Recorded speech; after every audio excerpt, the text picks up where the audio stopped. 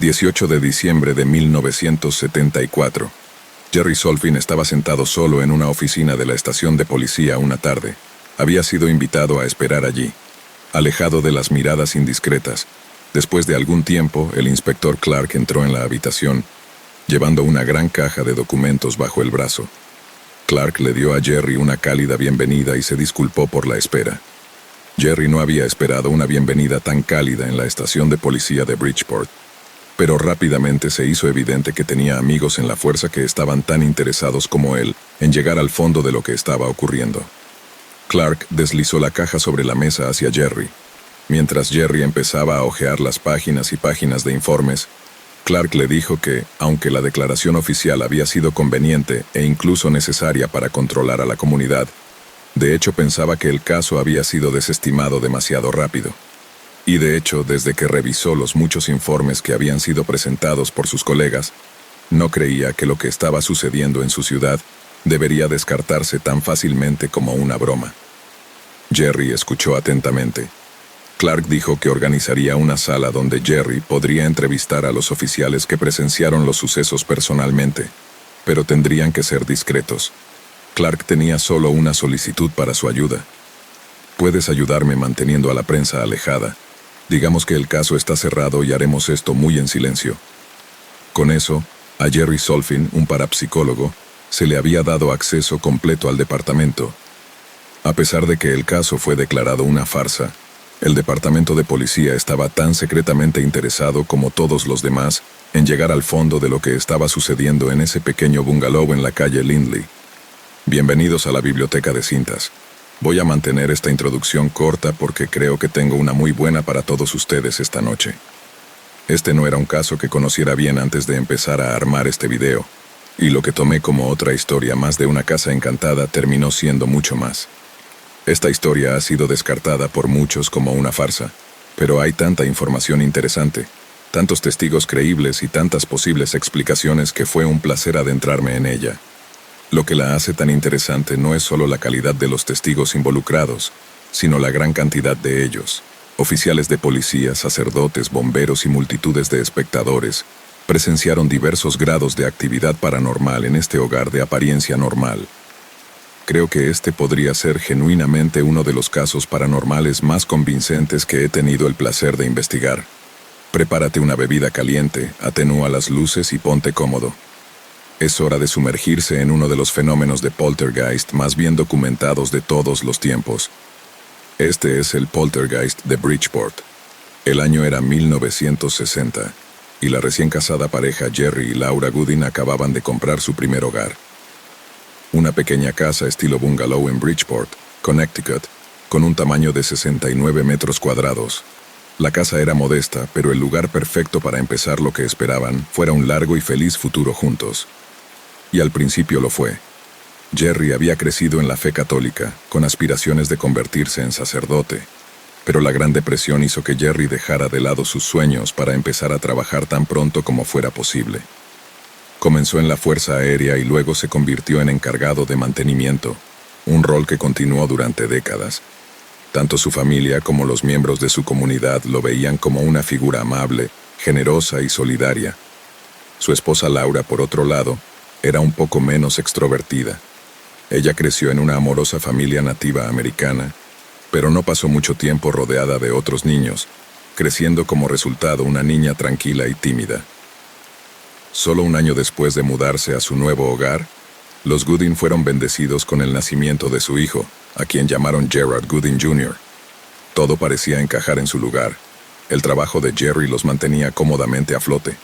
Amaban su nuevo hogar y la pareja adoraba a su hijo. Eran padres amorosos y atentos. No fue hasta que un día, cuando un vecino preguntó por qué Jerry Jr. siempre parecía tener la cabeza baja, que se preocuparon. Cuando tenía 6 meses, la pareja lo llevó a un médico quien lamentablemente diagnosticó al niño con parálisis cerebral. Aunque fue un shock y obviamente un cambio desafiante en su vida, los Goodin dedicaron todos los aspectos de su vida a cuidar a su hijo.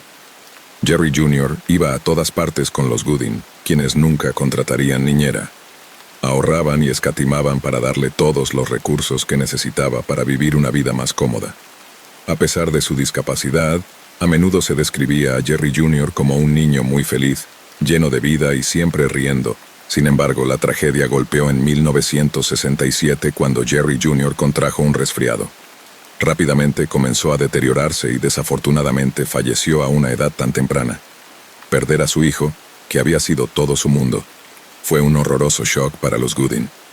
La pareja tomó una fotografía del niño en su ataúd y se llevó a casa las flores artificiales que habían estado sobre su ataúd durante el servicio funerario. En el entierro, en lo que algunos considerarían una pregunta bastante precipitada, el sacerdote local Padre Grimes preguntó a la pareja si considerarían adoptar. Esta pregunta tiene una calidad casi inquietante, porque justo un día después de enterrar a Jerry Jr., Laura se encontraba en el hospital. Se vio obligada a someterse a una histerectomía debido al descubrimiento de un tumor. La operación salvaría a Laura del cáncer, pero obviamente privaría a la pareja de la capacidad de tener sus propios hijos. Durante 6 meses, el duelo fue abrumador y la pareja visitaba la tumba de Jerry Jr. diariamente. Incluso crearon un pequeño santuario en su sala de estar con la foto del ataúd del joven. Sin embargo, la pareja se mantuvo fuerte y después de algunos meses se acercaron al padre Grimes y preguntaron sobre la posibilidad de adoptar. Había tanto amor por los Gooding que 25 personas distintas, entre vecinos, amigos y familiares, escribieron a la agencia de adopción diciéndoles qué grandes padres serían los Gooding. Eventualmente, en mayo de 1968, recibieron una llamada diciéndoles que había una niña nativa americana de 4 años que actualmente vivía en Canadá buscando un hogar. Los Gooding no lo pensaron 2 veces y viajaron directamente a Ontario, un viaje de 18 horas, para conocerla. Fue entonces cuando conocieron a Marcia. Marcia corrió directamente a los brazos de los Gooding, y la pareja se enamoró instantáneamente de la joven niña. Al parecer, la familia biológica de Marcia ya consistía en 9 niños, y había informes de negligencia, incluido que Marcia había estado atada a una silla durante largos periodos de tiempo. Debido al hecho de que Laura tenía un origen nativo americano, la agencia de adopción decidió que sería una buena combinación. La llevaron a casa de inmediato y Jerry incluso convirtió el gran armario de su dormitorio en un dormitorio separado para Marcia. Sin embargo, tanto como la pareja amaba a Marcia, una combinación de su experiencia con Jerry Jr. y probablemente la propia crianza de Laura, llevó a que fueran padres particularmente sobreprotectores. Laura solo permitía que Marcia jugara con otros niños si venían a su casa. Un hecho que Laura más tarde afirmó que era un problema debido a la falta de niños de la edad de Marcia en su vecindario. Laura la acompañaba también a la escuela.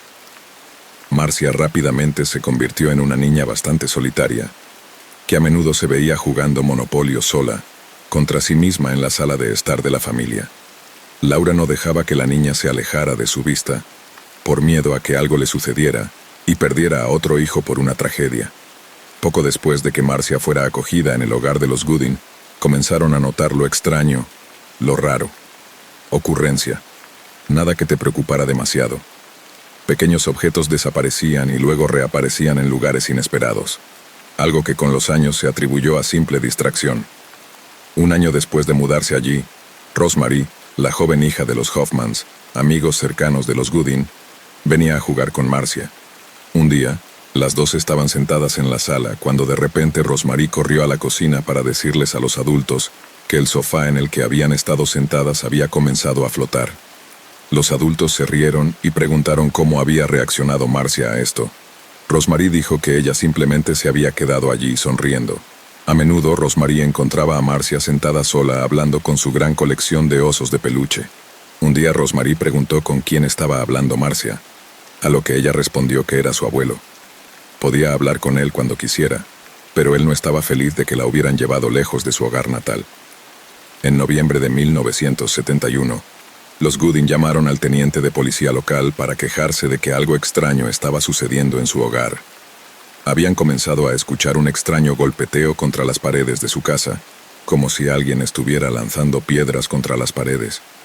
Pero cada vez que iban a investigar, no había nadie afuera. El golpeteo comenzaba lento y suave, pero gradualmente aumentaba con el tiempo. No creían que algo sobrenatural fuera la causa. Simplemente querían que la ciudad interviniera y descubriera qué estaba sucediendo. El sonido continuó durante varias semanas antes de detenerse, Pero luego, exactamente un año después, en noviembre de 1972, el teniente Coco recibió otra llamada de los Gooding. El sonido había regresado.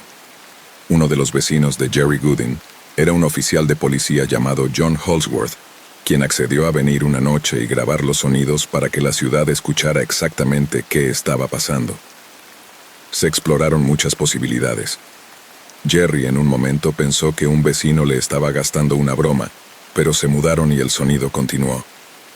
Departamentos de bomberos, funcionarios de la ciudad y oficiales de policía se involucraron en el caso, pero no pudieron encontrar una explicación para los golpes. Hubo algunas sugerencias de que la construcción cercana podría ser de alguna manera la culpable, pero eso también fue descartado.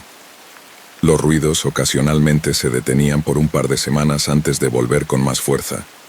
Después de varios meses finalmente se detendría, antes de comenzar de nuevo el próximo noviembre como un reloj. A veces sonaba como si no viniera del exterior, sino que se originara dentro de las propias paredes. A pesar de continuar durante varios años, nadie pudo explicarlo. Mientras tanto, la escuela no resultaba ser el lugar más feliz para Marcia. Sufrió cruelmente a manos de los acosadores. Cuando un niño la atacó, quedó con un corsé ortopédico y se vio obligada a tomar un periodo significativo de tiempo libre de la escuela.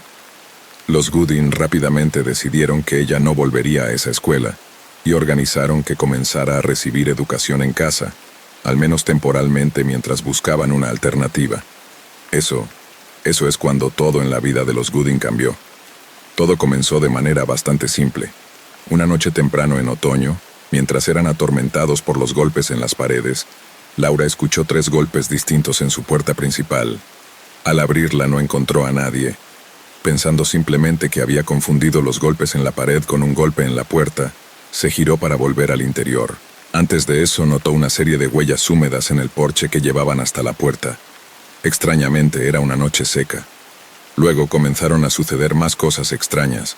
Las puertas se abrían por sí mismas, se giraban, y al volver a mirar notaban que las sillas de la cocina no estaban exactamente en el mismo lugar donde habían estado momentos antes. Y lo más extraño de todo, Jerry estaba convencido de que cuando entró en una de las habitaciones, había visto la mano de una persona presionada contra el vidrio de la ventana. Lo que hacía esto tan inquietante era que incluso en el más breve de los vistazos antes de que se moviera, estaba seguro de que no había un brazo ni cuerpo adjunto a la mano. El 21 de noviembre de 1974, la familia Gooding tenía a los Holsworths de visita para cenar cuando de repente, todos escucharon el sonido de vidrio rompiéndose. Todos corrieron hacia el dormitorio principal para encontrar que el cristal interior de la ventana había sido destrozado, dejando vidrios rotos por todo el dormitorio. Sin embargo, el cristal exterior estaba intacto. Esa noche, los golpes en las paredes alcanzaron un volumen que nunca antes habían tenido. Pero sería al día siguiente cuando el suceso paranormal de Bridgeport realmente comenzaría a intensificarse. Viernes, 22 de noviembre de 1974. Día 1 del fin de semana infernal. Jerry volvió a casa después de un largo día de trabajo y se unió a Laura y Marcia en la mesa de la cena. Después de comer, los 3 se dirigieron a la sala de estar para relajarse, con Marcia sentada en el suelo comenzando un rompecabezas. La puerta del dormitorio principal estaba cerrada, pero Jerry notó algo. Bajó el volumen de la televisión. Estaba seguro de que podía escuchar algo, pero no estaba seguro de qué era. Cuando entraron en el dormitorio principal, la persiana de la ventana rota se había enrollado por sí sola, derribando las cortinas en el proceso. Jerry colgó las cortinas de nuevo y se dio la vuelta para irse cuando esta vez la barra de la cortina cayó al suelo. Regresaron a la sala de estar. Se intercambiaron miradas confusas pero aparentemente mutuas entre Laura y Jerry. Solo media hora después, lo mismo sucedió, pero esta vez en la cocina. Luego los golpes comenzaron de nuevo. Golpes suaves, lentos y rítmicos en la pared, aumentando hasta que se hicieron más rápidos y más fuertes. Casi como si algo se estuviera enojando. Marcia estaba paralizada en el suelo, cada vez más consciente de que, a pesar de que estos sonidos eran bastante comunes en su hogar, sus padres obviamente comenzaban a tener miedo. Luego, simplemente, se detuvo. Toda la casa cayó en un silencio casi espeluznante. Los tres se fueron a la cama esa noche, inquietos pero esperando que las cosas estuvieran más claras por la mañana. Sábado 23. Día 2. La familia pasó la mayor parte del sábado fuera de casa, visitando familiares y asistiendo a misa. Regresaron alrededor de las 4:30 de la tarde. Marcia estaba dormida, y Jerry la llevó a su dormitorio. Jerry notó de inmediato algo extraño en la habitación de Marcia. El televisor que estaba en un estante alto en su habitación estaba boca abajo en su cama. No había estado así cuando se fueron. Jerry colocó a Marcia en su cama y puso el televisor de nuevo en su lugar. Mientras iba a la cocina para contarle a Laura lo que acababa de suceder, vio los platos flotando fuera del fregadero, antes de volar por la habitación. Los platos se estrellaron contra las paredes de la cocina. Laura gritó confundida. Jerry se agachó para recoger los platos rotos cuando de repente un bloque de cuchillos voló por la habitación, rozándolo. La pareja se retiró al umbral de la cocina y se quedó en silencio. No parecía que nada más fuera a suceder. Confundidos y más que un poco asustados, comenzaron a limpiar el desorden. Cuando Jerry regresó al auto para recoger las compras restantes, Laura vio la mesa de la cocina levantarse lentamente del suelo y luego volcarse, lanzando las compras por todas partes antes de reposarse boca abajo sobre las sillas. Mientras se alejaba, el refrigerador detrás de ella hizo lo mismo. Se levantó lentamente unos 15 centímetros del suelo antes de girar unos centímetros a la derecha y volver al suelo. Nuevamente alejándose del refrigerador, Laura se encontró frente al televisor de la cocina, que también se volcó. Se estrelló contra el pie derecho de Laura y le aplastó 2 dedos en el proceso. Jerry entró en su casa al sonido de los gritos de su esposa. Ayudó a levantar el televisor, liberando el pie ahora ensangrentado de Laura. La pareja vendó el pie de Laura y esperó. No podían decir qué estaban esperando, tal vez solo para ver qué sucedería a continuación. Pero aparentemente, lo que había causado que todos los artículos en la cocina cayeran había cesado. Hablaron de un posible terremoto, o tal vez el suelo debajo de su hogar estaba cambiando. Pero no se sentía como objetos cayendo al azar. Se sentía controlado, deliberado y cronometrado. Más tarde, Jerry entró a la cocina solo para apagar la luz cuando sintió una presencia. Mientras seguía con la vista donde tenía la vaga sensación de dónde estaba esta presencia, notó que la mesa de la cocina se movía nuevamente ligeramente, casi como si alguien la hubiera golpeado. Rápidamente apagó la luz y regresó con su familia en la sala de estar. El resto de la noche fue relativamente pacífico hasta que llegó la hora de irse a la cama. Jerry estaba en el baño afeitándose cuando Marcia soltó un grito tremendo. Corrió a su habitación para encontrar el televisor había caído de nuevo sobre su cama, aterrizando directamente en su tobillo. Aterrorizados por lo que estaba sucediendo, la familia decidió quedarse despierta más tiempo y ver la televisión en la sala de estar. En un momento de la noche, Marcia se armó de valor para ir al baño por su cuenta. Nuevamente Jerry y Laura escucharon rápidamente los gritos de su hija. Corrieron al baño para encontrarlo completamente destrozado. La barra que sostenía la cortina de la ducha se había caído, rozando apenas la cabeza de Marcia. Domingo, 24 de noviembre, día 3. Al despertar, Jerry encontró nuevamente la cocina hecha un desastre. La mesa había sido volcada, y el refrigerador había sido arrastrado hasta un punto donde cubría la puerta trasera. No había escuchado nada toda la noche. Jerry se dirigió al baño para hablar con Laura cuando un crucifijo y una imagen de Jesús que estaban clavados en las paredes se arrancaron ante sus ojos y cayeron al suelo del dormitorio. Esto fue seguido rápidamente por otro estruendo en la habitación de Marcia, donde un gran mueble había caído sobre su cama. Por poco no la golpeó mientras dormía. Siguiendo los estruendos y golpes hasta la sala de estar, vieron los 3 sillones reclinables moviéndose, incluso flotando a veces ante sus propios ojos. La televisión estaba encendida, sintonizada solo en estática, pero extrañamente parecía estar reproduciendo el sonido distorsionado de un timbre de puerta, sonando una y otra vez. A la luz fría del día, viendo todo esto frente a ellos, no era tan fácil de descartar como explicables como se había sentido la noche anterior. Laura rápidamente llamó por teléfono a sus amigos los Hoffmans y lloró al teléfono que cosas extrañas están sucediendo aquí. Jerry llevó a Marcia y Laura al porche delantero, mientras esperaban que Harold Hoffman llegara. Vieron a Janet Holsworth paseando el perro de su familia. Antes de que pudieran llamarla, Laura soltó un grito desgarrador que atrajo la atención de Janet. Allí, en el patio, el sofá verde que habían dejado allí estaba flotando un pie en el aire, solo por un momento, antes de estrellarse contra el suelo con fuerza. Jerry gritó para que Janet fuera a buscar a su padre, y el oficial John Holsworth pronto estuvo en el porche con la familia. Jerry, diciendo palabras que no podía creer que estuvieran saliendo de su boca, le dijo a John: «Hay algún tipo de fuerza maligna destrozando nuestra casa». John le dijo a la familia que esperara afuera mientras él iba a investigar. Estuvo adentro solo unos segundos antes de encender un cigarrillo y preguntarle a Jerry: «¿Qué demonios pasó aquí?». Toda la sala de estar estaba en un estado. Los muebles estaban volcados, los platos destrozados. Caminó por la casa, dándose cuenta de que cada habitación había sido totalmente destruida. Jerry llamó la atención de John. Mientras él giraba, notó que el televisor por el que acababa de pasar ahora estaba en un ángulo diferente. Lo inspeccionó. No encontró nada inusual. Pero mientras se alejaba, el televisor volvió a su posición original. Momentos después, cuando estaba en la cocina, el refrigerador saltó casi 1,5 metros, golpeando a John en el brazo. Harold Hoffman llegó en ese momento, y su esposa había llamado a la policía. Lo que vio llegar a los oficiales Carl Leonzi y Joe Tomek a la escena poco después de las 10 a.m. fueron recibidos en la casa por una Laura llorando, pero el par tomó nota mental de que la hija de la pareja parecía estar viendo dibujos animados bastante feliz en la sala de estar. Los oficiales asumieron que estaban lidiando con un robo, pero los Gooding rápidamente explicaron lo contrario.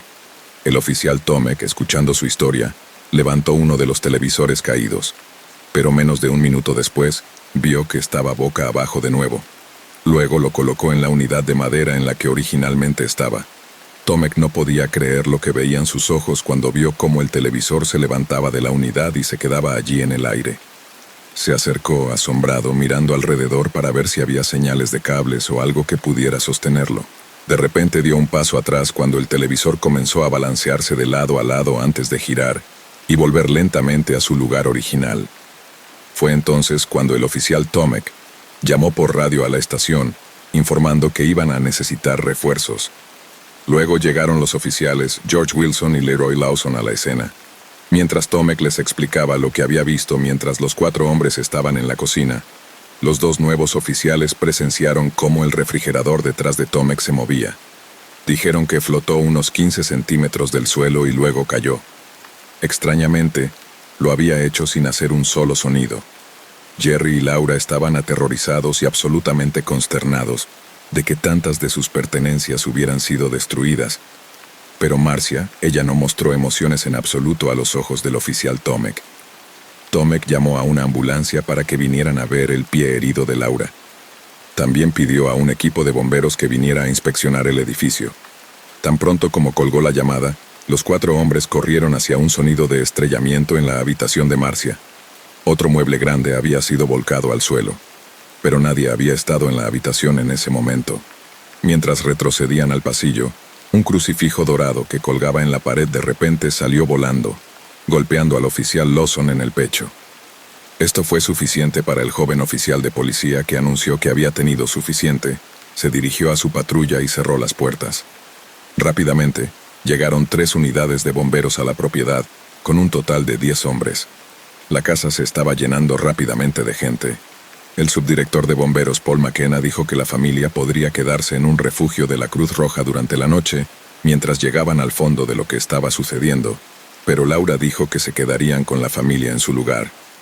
No pasó mucho tiempo para que los bomberos presenciaran cómo el televisor caía boca abajo una vez más. Luego Jerry vio las rosas plásticas rosadas que estaban en un jarrón en la cocina moviéndose. Las mismas flores que habían estado sobre el ataúd de Jerry Jr. Fue entonces cuando lo notó por primera vez. El olor a azufre llenando el aire. La llegada de los equipos de bomberos, ambulancias y oficiales de policía obviamente no había pasado desapercibida, y una pequeña multitud comenzó a reunirse fuera de la casa.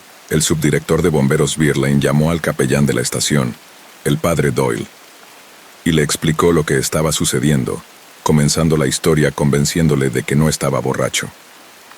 Marcia estaba sentada en uno de los sillones reclinables, cuando frente a múltiples testigos comenzó a saltar con fuerza y velocidad entre sentada y reclinada, sacudiendo a la pobre niña hasta que saltó de la silla gritando.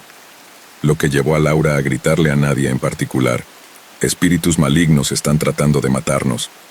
El padre Doyle llegó y lo primero que hizo fue tratar de forzar el sillón reclinable hacia atrás mientras estaba sentado en él. Descubrió que no podía hacerlo sin usar la manija lateral. Luego afirmó que sentía una pesadez dentro de la casa, afirmando que estaba convencido de que había una presencia maligna en el hogar. Comenzó a realizar una bendición, solo para ver cómo su agua bendita se alejaba de donde estaba sentado por una fuerza invisible, algo que también presenció el oficial Tomek.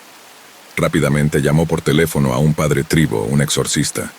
Laura fue llevada al hospital para que le revisaran el pie.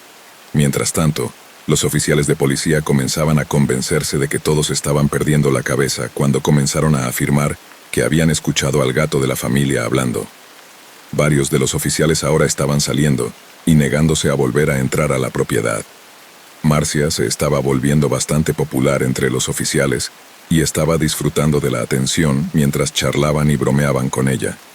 Uno incluso la convenció de gastarle una broma a otro oficial al afirmar que su gato le había dicho el nombre del hermano del oficial. Sin embargo, las cosas comenzarían a salirse de control cuando llegó la vecina de los Goodin, Mary Pascarella. Ella tenía interés en el mundo de lo inexplicado y dijo que tenía conocimientos sobre el tema de los poltergeists, que estaba convencida de que podían explicar los eventos que estaban teniendo lugar. Después de un intento fallido de ver si Marcia de alguna manera estaba causando los eventos usando poderes psíquicos, Mary regresó a casa y realizó una llamada telefónica a una pareja cuya conferencia había asistido recientemente. Esa pareja eran Ed y Lorraine Warren.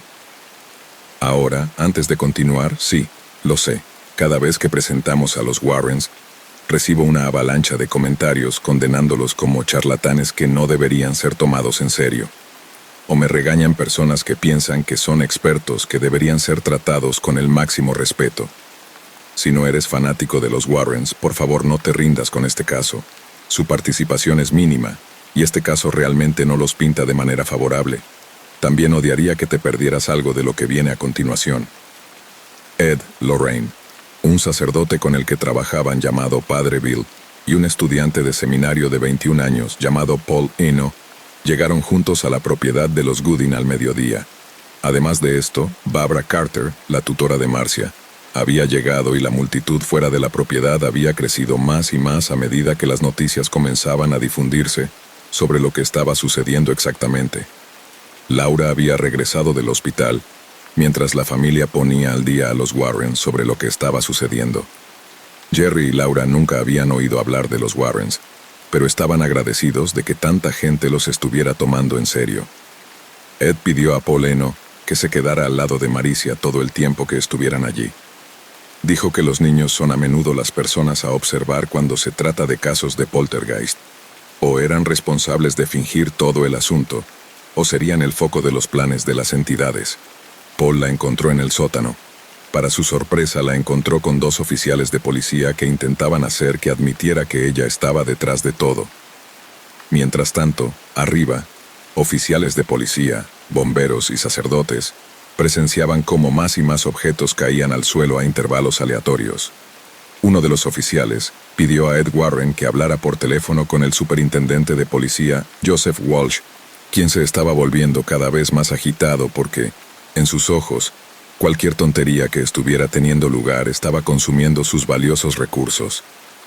Una vez más, Marcia estaba sentada en el sillón reclinable cuando varios oficiales de policía vieron cómo la silla comenzaba a elevarse hacia el techo antes de estrellarse contra el suelo, Marcia golpeándose la cabeza en el proceso. Se necesitaron 2 hombres para levantar el pesado asiento y volver a ponerlo en su lugar. Más y más objetos se volcaron, se escucharon golpes en la puerta principal cuando no había nadie allí, y el familiar golpeteo comenzó a escucharse una vez más en las paredes. El departamento de bomberos había revisado la fundación, la bodega, las vigas, e incluso los alféizares de las ventanas, pero no pudieron encontrar fallas en la propiedad. Incluso fueron al sitio de construcción cercano en el Hospital St. Vincent's, pero eso no ofreció ninguna explicación. Llegaron un par de inspectores de plomería y electricidad. Ellos también pudieron ver que no había fallas, pero se convirtieron en testigos de los fenómenos cuando vieron el refrigerador deslizarse unos 2 metros por la cocina. Uno de los oficiales de policía se dirigió a ellos y dijo: «Váyanse ahora y mantengan la boca cerrada sobre lo que acaban de ver. Esto es un asunto policial». A media tarde, sin saber qué más podían hacer, la policía comenzó a irse. El oficial Tomek vio la oportunidad de entrar solo en el dormitorio de Marcia y la usó como una oportunidad para realizar una prueba. Pensó para sí mismo: «Si puedes oírme, mueve algo». Inmediatamente varios objetos en la habitación comenzaron a temblar. Por alguna razón, este fue el evento que sintió que no podía explicar a nadie. Pensó que podría ser el fin de su carrera afirmar que había comunicado de alguna manera con una entidad invisible. Así que mantuvo esta historia para sí mismo durante casi 4 décadas. Mientras tanto, Ed Warren había estado ocupado. Desconocido para la familia Gooding en ese momento, había estado haciendo llamadas a estaciones de noticias en todo el país. Para las 4 p.m., los equipos de noticias de televisión comenzaban a acampar fuera de la casa de los Gooding, y su historia estaba siendo presentada en programas de noticias en todo el país. La fiebre mediática hizo que la multitud creciera a 2,000 personas, obligando a la policía a establecer control de multitudes y tener hombres estacionados allí en todo momento. La multitud a veces aparentemente crecía hasta 10,000. Murmullos se extendían por la multitud de gatos hablando. Una niña siendo arrojada por una habitación y muebles volando mágicamente por el aire. Muchos afirmaron haber visto realmente muebles moverse a través de las ventanas. Otros vieron los cisnes de cerámica fuera de la casa moverse, e incluso afirmaron haber escuchado voces provenientes de los adornos del jardín. Los Warrens dejaron a la familia sola temprano esa noche, pero Ed había tenido éxito en crear otra fiebre mediática. Más tarde esa noche, el bombero Paul McKenna regresó con sus 3 hijastros que no creían ni una palabra de lo que su padre había dicho sobre lo que había sucedido ese día. Todos fueron testigos de cómo las rosas de plástico se movían nuevamente, y los televisores se adelantaban y caían al suelo. Los productos enlatados caían por las escaleras del sótano. Estaba llegando al punto en que recoger los objetos se estaba volviendo inútil para los Gooding. Pero independientemente, por alguna razón Ed Warren les había pedido que dejaran cualquier objeto que cayera. Los Warrens, Paul y el padre Bill, regresaron la noche siguiente. Las multitudes continuaban creciendo, especialmente ahora que las noticias comenzaban a difundirse a nivel mundial, un hecho que sin duda complacía a los Warren. Inicialmente, los Gooding permitieron la entrada de reporteros a la casa, pero esto pronto se detuvo cuando uno de ellos vio un antiguo libro de oraciones que confundió con algún tipo de material oculto. Pronto se extendió la historia de que Marcia, de 10 años, estaba de alguna manera practicando el ocultismo. Mientras el equipo de los Warren, Laura y Jerry discutían los eventos de la noche anterior, Marcia se sentó en el sillón reclinable y repetidamente empujó la palanca, forzando la silla hacia atrás, aparentemente tratando de imitar lo que le había pasado el día anterior, en un esfuerzo por llamar la atención de los adultos en la habitación. Laura le dijo que dejara de jugar. Esta no sería la única vez que se vio a Marcia jugando con los eventos que estaban ocurriendo. Artículos, incluido el riel de la ducha, continuaron cayendo al suelo durante esa mañana. El padre Bill y los Warren estaban sentados en el sótano hablando con Marcia, quien parecía retirarse allí con su gato cuando quería estar lejos del creciente bullicio de su hogar. En medio de conversaciones, todas las luces se apagaron en el sótano. Marcia subió a la parte superior de las escaleras, y después de jugar varias veces con el interruptor de luz, la energía regresó a las luces. Cuando regresó para continuar hablando con el padre Bill, una barra de metal salió disparada de debajo de un montón de herramientas, casi golpeando al sacerdote. Era como si la barra de metal hubiera sido disparada desde un cañón, directamente hacia él. Poco después de esto, Marcia subió las escaleras y Ed Warren afirmó haber escuchado a Sam, el gato, decir Jingle Bells. Ahora varios testigos afirmaron haber escuchado al gato hablar, pero Marcia tenía la costumbre de sostener al gato y pretender hablar con su voz, por lo que cuántas de estas cuentas eran solo la niña jugando, y se han tergiversado con el tiempo, no está claro. Otros afirmaron escuchar voces alrededor de la casa, incluidos los de la multitud afuera que pensaban que escuchaban voces guturales provenientes de los cisnes de cerámica. Es posible que de hecho se escucharan voces, y el hecho de que el gato estuviera cerca llevó a algunos a afirmar que Sam era la fuente. Aunque obviamente no tenemos forma de saber esto. Lorraine Warren entró en la cocina poco después y afirmó que se sintió náuseas mientras caminaba por la propiedad. Fue en este punto que Paul notó que una quemadura había aparecido en la muñeca de Lorraine.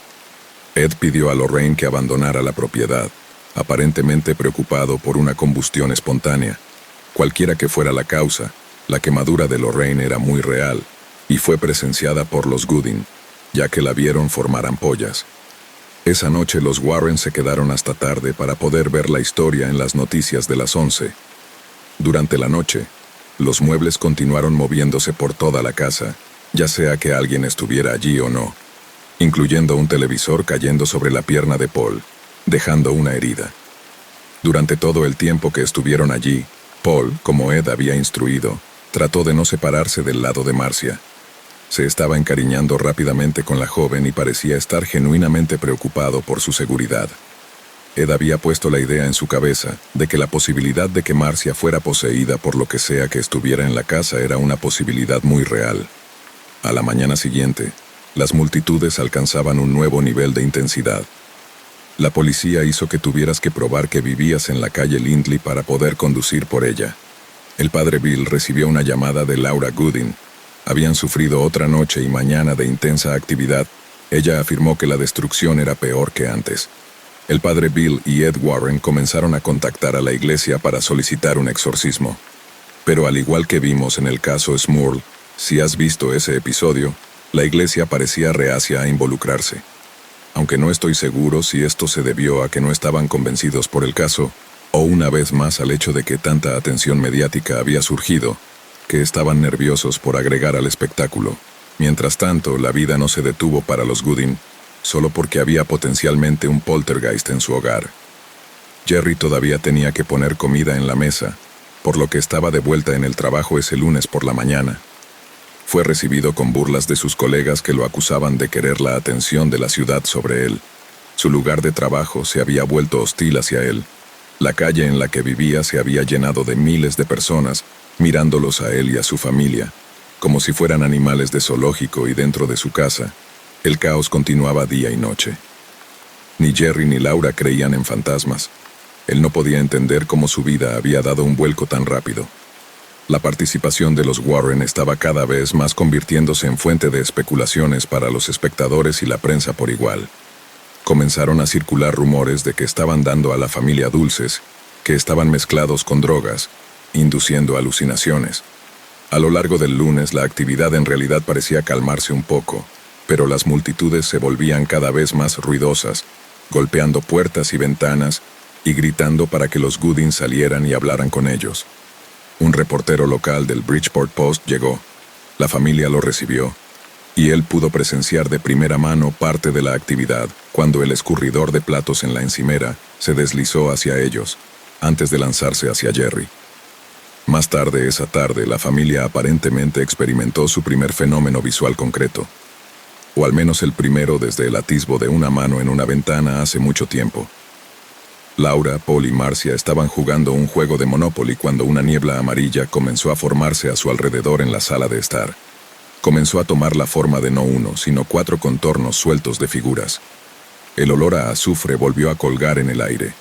De repente, Jerry entró en la habitación y con una voz que no sonaba como la suya comenzó a cantar y recitar en latín, algo que no había hecho desde que era monaguillo hace unos 40 años.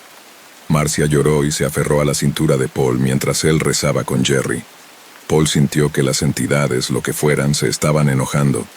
Cuando una hizo contacto con él, se sorprendió al sentir que en realidad tenía algún tipo de sustancia. Describiendo la sensación como una estructura ósea similar a un pájaro, a pesar del hecho de que la figura sombría era virtualmente transparente y parecida al humo en apariencia.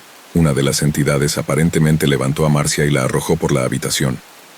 Paul gritó para que la familia saliera de la casa, y los 4 salieron corriendo hacia la lluviosa tarde, parados frente a una multitud de espectadores confundidos. El padre Bill regresó con los Warren más tarde esa noche para intentar bendecir la casa una vez más, mientras realizaban el ritual en el sótano, el lugar habitual de Marcia. El padre Bill y los Warren afirmaron ver una figura sombría negra, escondida en los rincones oscurecidos de la habitación. Estaban seguros de haber visto protuberancias similares a cuernos en la parte superior de su cabeza, un hecho que decidieron no compartir con los Gooding.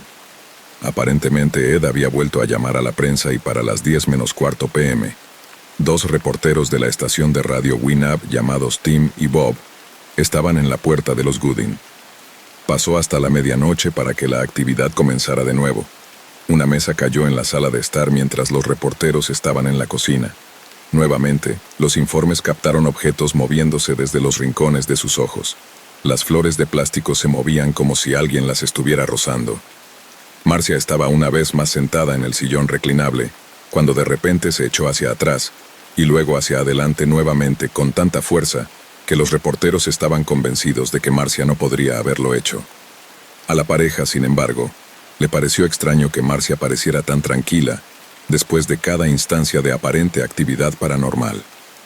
Más tarde, Jerry le dijo a Marcia que se fuera a la cama. Cuando la niña se levantó, aparentemente fue arrojada hacia atrás por la habitación, estrellándose contra una pared con considerable fuerza. Mientras todos se apresuraban a revisar a la niña llorando, Bob estaba convencido de haber escuchado al gato decir «ayuda». La actividad continuó, con ambos reporteros siendo testigos de varios objetos moviéndose y caídas aleatorias de temperatura a medida que avanzaba la noche. Marcia aparentemente estaba llegando a su límite y rogaba a sus padres que se fueran de allí y fueran a otro lugar. Tim y Bob se fueron justo después de la 1 a.m., sintiéndose muy confundidos sobre todo el asunto. Habían ido esperando cubrir algo parecido a una historia novedosa. Pero después de lo que habían presenciado y el claro estado mentalmente agotado en el que se encontraba la familia, sintieron una abrumadora sensación de empatía por ellos. Además, ninguno de los dos podía explicar los eventos que habían visto en la casa esa noche. Cuando el padre Bill se fue esa noche, ofreció bendecir a varios oficiales de policía que estaban estacionados fuera de la casa mañana, tarde y noche. Afirmó que evitaría que cualquiera de las entidades lo siguiera a casa.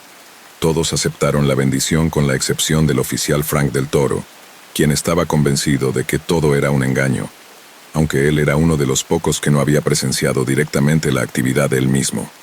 De vuelta en la estación, el superintendente Walsh había tenido suficiente.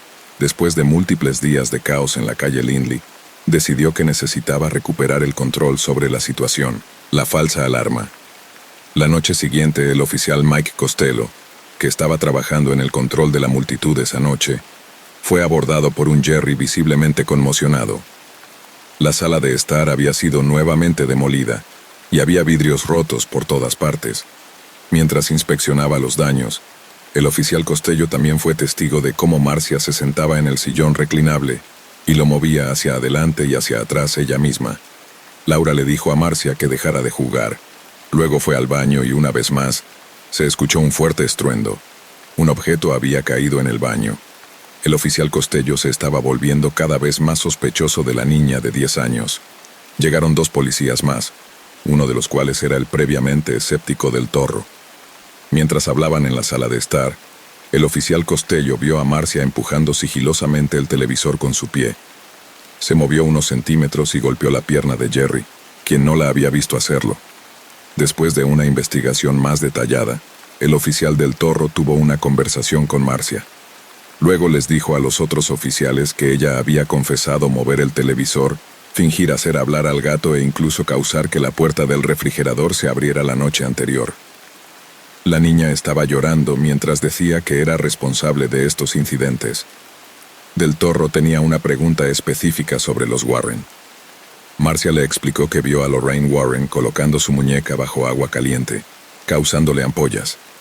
También afirmó categóricamente que sus padres no la habían incitado a hacer nada de esto. Cuando le preguntaron por qué movía algunos objetos, ella misma dijo, «Solo quería ver si el demonio haría algo». Rápidamente se informó a la estación de que todo había sido una farsa y que los Warren habían sido responsables de avivar el fuego, llegando para salvar el día y mejorar su reputación ante el público. Poco después de que se hizo la llamada, llegó el inspector Philip Clark. Habló con los involucrados solo unos minutos antes de declarar que el caso debería cerrarse como una farsa. También se sugirió que Marcia debería ser enviada a una clínica de salud mental, lo cual se hizo. Sin embargo, fue declarada sin problemas médicos clínicos aparentes. Los Goodin estaban angustiados. No podían creer que Marcia pudiera haber estado detrás de todo lo que habían presenciado. Su enojo luego se dirigió hacia los Warren, con quienes cortaron contacto inmediatamente una vez que salió la historia de la quemadura de Lorraine. Estaban aún más descontentos cuando descubrieron que Ed había estado haciendo llamadas telefónicas a larga distancia a varios medios de comunicación. Laura y Jerry estaban angustiados de que, si bien parecía que Marcia había fingido algunos de los incidentes para llamar la atención, todo lo demás que les había rodeado ahora estaba siendo desestimado. De vuelta en las estaciones de policía y bomberos, la noticia sobre la farsa de la calle Lindley se difundía rápidamente. Muchos oficiales se sentían cada vez más disgustados de que lo que habían presenciado se descartara como simples bromas de una niña de 10 años.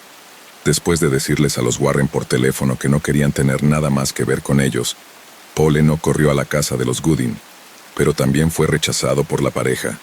El superintendente de policía Walsh anunció a la prensa: "No hay fantasmas en Bridgeport. Fueron víctimas del poder de la sugestión. Incluso algunos de mis propios hombres fueron engañados". Antes de continuar diciendo que Ed Warren debería mantenerse fuera de Bridgeport, Gary Goodin intentó defender a su hija en una respuesta pública, al igual que algunos de los oficiales de policía que habían asistido a la escena, señalando que a veces Marcia ni siquiera estaba en la habitación cuando ocurrían los eventos. La prensa y las multitudes afuera eran más voraces que antes, obligando a los Goodin a literalmente cargar a Marcia y correr a través de las multitudes para intentar llevarla a las citas de salud mental. Pero, según los Goodin, la actividad no se detuvo.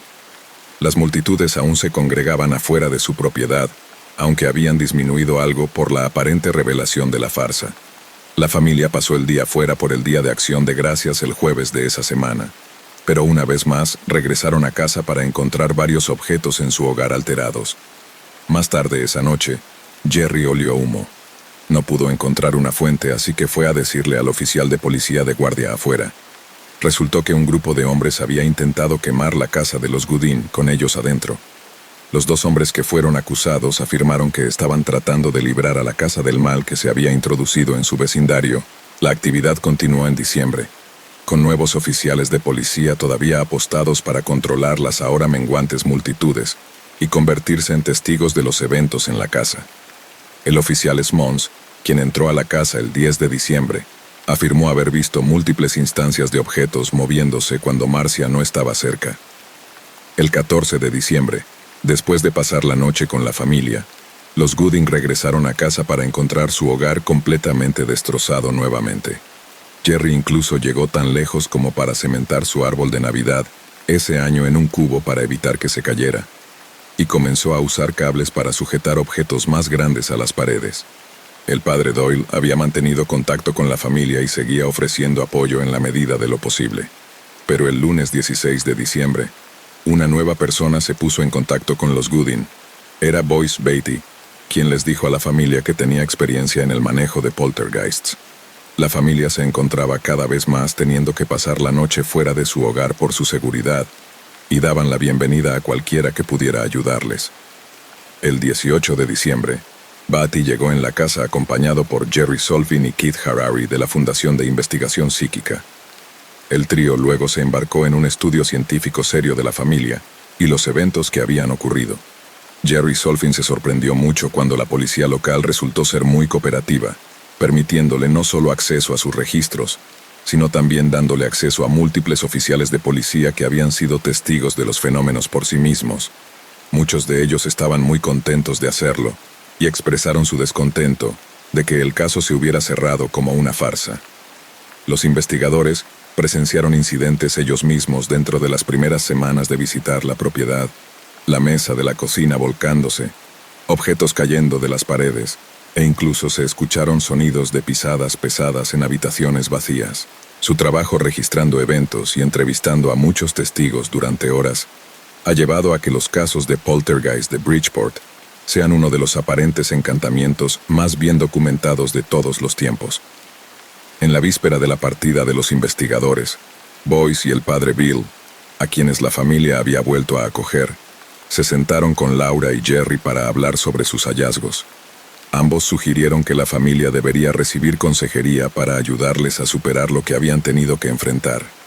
Laura vio esto como otra persona más afirmando que todo estaba en sus mentes o que era una farsa, pero Boyce dejó muy claro que creía en la familia y en los testigos, diciéndole a Laura, si pensara que esto era una farsa no estaría aquí. Laura y Jerry les dijeron que una vez terminada la investigación, dejarían la propiedad.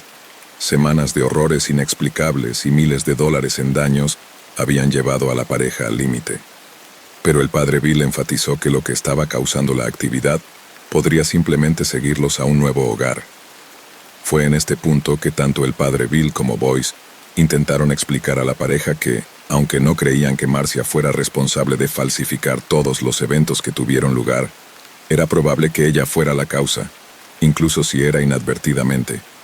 Creían que la pareja, particularmente Laura, no estaba permitiendo que Marcia viviera una infancia adecuada, que estaban siendo demasiado protectores con ella debido a lo que les pasó a su hijo.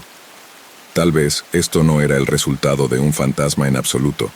Tal vez este exceso de protección asfixiante de Marcia y su infelicidad general habían llevado de alguna manera a una explosión de energía que no podemos comenzar a entender.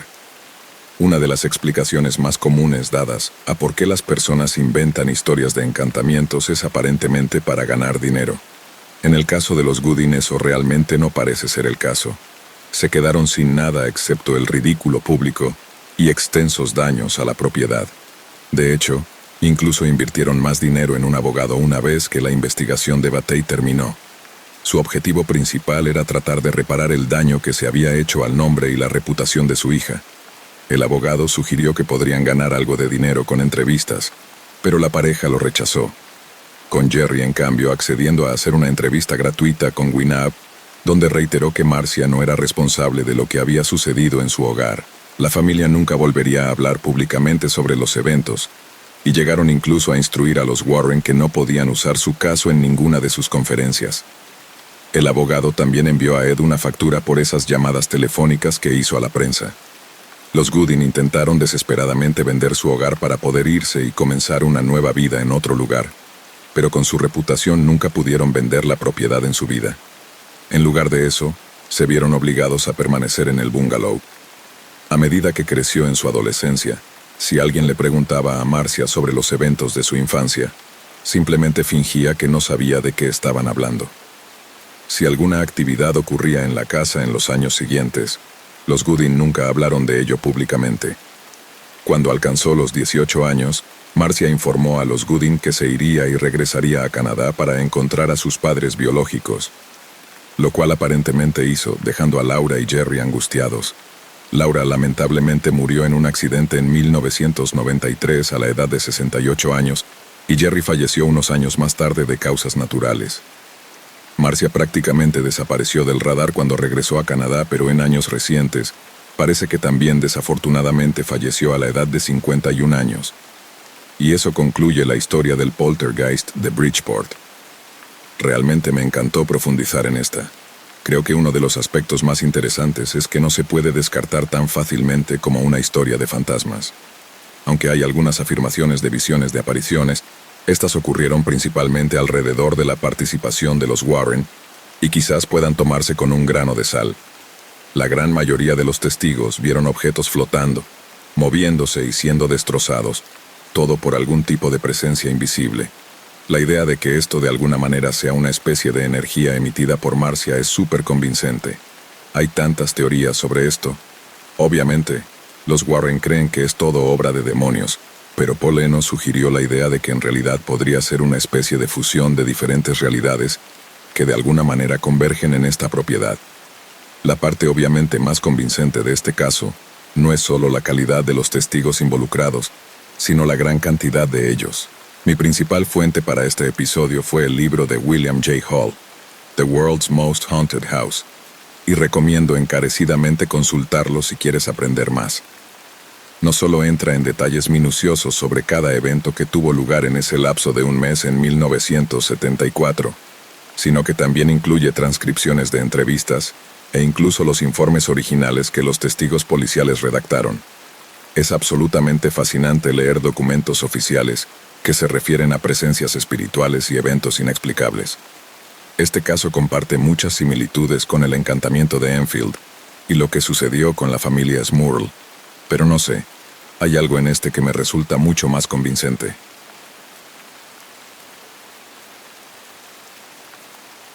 Un fantasma susurró en mi oído en 2021.